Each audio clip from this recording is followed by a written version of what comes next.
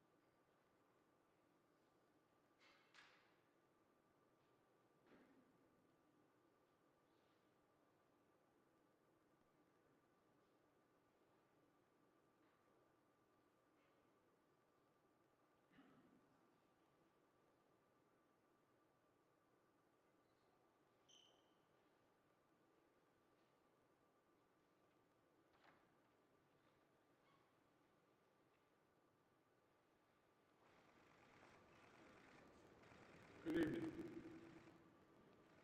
The presidency is the most powerful office in the world. It's an office that not only tests your judgment, perhaps even more importantly, it's an office that can test your character. Because you not only face moments when you need the courage to exercise the full power of the presidency, you also face moments where you need the wisdom to respect the limits of the power of the office of the presidency. This nation was founded on the principle that there are no kings in America. Each of us is equal before the law. No one is above the law, not even the President of the United States. With today's Supreme Court decision on presidential immunity, that fundamentally changed. For all practical purposes, today's decision almost certainly means that there are virtually no limits on what a president can do. This is a fundamentally new principle, and it's a dangerous precedent, because the power of the office will no longer be constrained by the law, even including the Supreme Court of the United States. The only limits will be self-imposed by the president alone. This decision today has continued the court's attack in recent years on a wide range of long-established legal principles in our nation, from gutting voting rights and civil rights, to taking away a woman's right to choose, to today's decision that undermines the rule of law of this nation. Nearly 4 years ago, my predecessor sent a violent mob to the U.S. Capitol to stop the peaceful transfer of power. We all saw it with our own eyes. We sat there and watched it happen that day. Attack on the police, the ransacking at the Capitol, A mob literally hunting down the House Speaker, Nancy Pelosi. Gallows erected to hang the Vice President, Mike Pence. I think it's fair to say it's one of the darkest days in the history of America. Now the man who sent that mob to the U.S. Capitol is facing potential criminal conviction for what happened that day. And the American people deserve to have an answer in the courts before the upcoming election. The public has a right to know the answer about what happened on January 6th before they are asked to vote again this year. Now, because of today's decision, that is highly, highly unlikely. It's a terrible disservice to the people of this nation.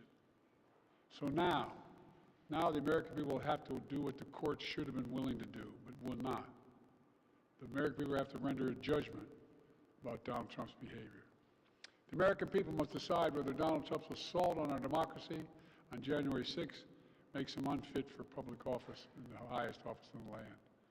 The American people must decide if Trump's embrace of violence to preserve his power is acceptable. Perhaps most importantly, the American people must decide if they want to entrust the President once again, the presidency, to Donald Trump, now knowing he'll be even more emboldened to do whatever he pleases whenever he wants to do it. You know, at the outset of our nation, it was the character of George Washington, our first president, to find the presidency. He believed power was limited, not absolute, and that power always resides with the people, always. Now, over 200 years later, with today's Supreme Court decision, once again, it will depend on the character of the men and women who hold that presidency that are going to define the limits of the power of the presidency, because the law will no longer do it. I know I will respect the limits of the presidential powers I have for 3.5 years, but any president, including Donald Trump, will now be free to ignore the law. I concur with Justice Sotomayor's dissent today. Here's what she said. She said, in every use of official power, the president is now a king above the law. With fear for our democracy, I dissent. End of quote. So should the American people dissent. I dissent. May God bless you all, and may God help preserve our democracy. Thank you. May God protect our troops.